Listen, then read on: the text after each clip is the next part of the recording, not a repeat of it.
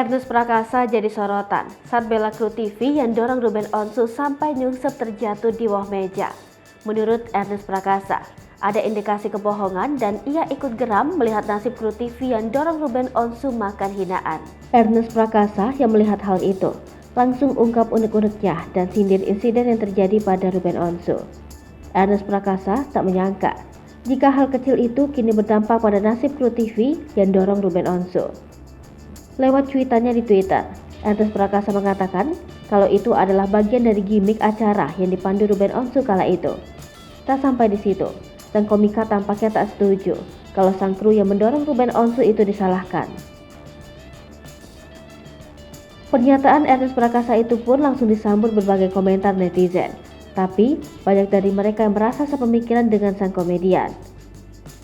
Sudah minta maaf.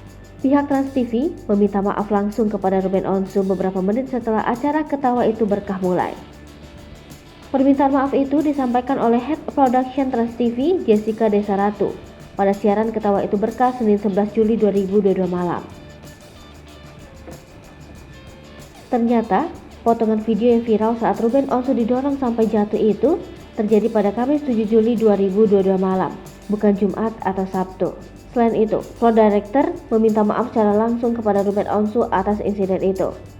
Jessica sendiri tak menyangka potongan video itu jadi viral di media sosial, termasuk saat Idul Adha Minggu 10 Juli 2022.